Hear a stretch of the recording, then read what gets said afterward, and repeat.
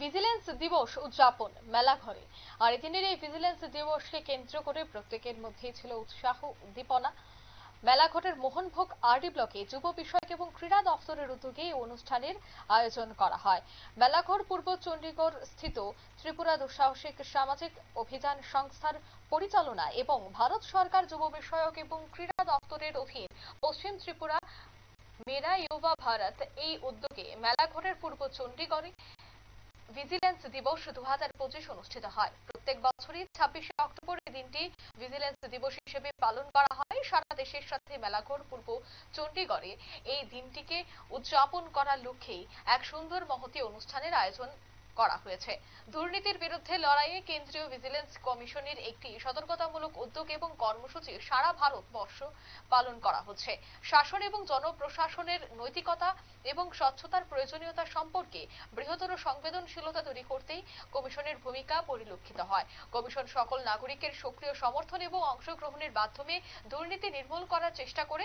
সেই সুবাদে ভারত সরকারের যুব বিষয়ক এবং ক্রীড়া দপ্তরের অধীন ত্রিপুরা পশ্চিম মেরা ইউবা ভারত এই ধরনের কর্মসূচির পালন করা হয়, উদ্যোগ গ্রহণ করা হয়। এদিনের এই অনুষ্ঠান থেকে কি বলছেন সংশ্লিষ্টরা শোনাবো।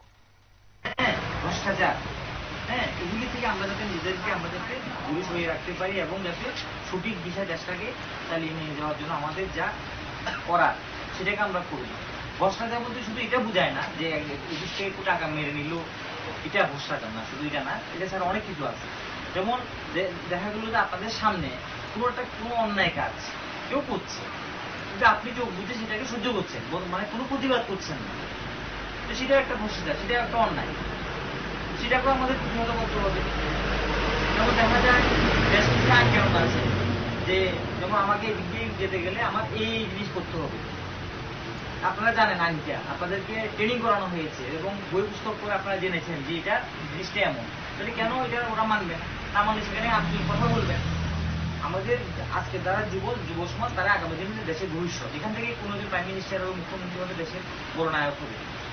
তাহলে তারা যদি আজকের দিনে যদি সেখানে প্রতিবাদ করতে না শিখে বা অন্যদের যদি না শিখায়, তাহলে আগামী দিনে তো আমাদের অন্ধকার। আমরা যদি অন্যায়, এটা একটা কথা আছে, অন্যায় যে করে এবং অন্যায় যে দেখে সহ্য করে, দুজনের কিন্তু সমান দোষের দোষী। তাইলে অনেক সময় আমরা দেখি, আরে এদিকে যাস না বাবা, এদিকে গেলেই ভেজাল, গেলেই তো সমস্যা। অনুষ্ঠানে প্রধান অতিথি মেলাঘর পৌর পরিষদের কাউন্সিলর গোপাল ঘোষ ভিজিলেন্স দিবসের প্রেক্ষাপট তুলে ধরেন। অনুষ্ঠানে সভাপতিত্ব করেন সংস্থার সহ সভাপতি প্রসেনজিৎ নয়। অনুষ্ঠানে স্বাগত ভাষণ রাখেন জাতীয় যুব পুরস্কার প্রাপ্ত লিটন শীল। অনুষ্ঠানে বিভিন্ন ব্লক এলাকায় যুবক যুবতীগণ প্রতিনিধিত্ব করেন। নিয়ে নিচ্ছি ছোট্ট একটি বিজ্ঞাপন বিরতি, সঙ্গে থাকুন।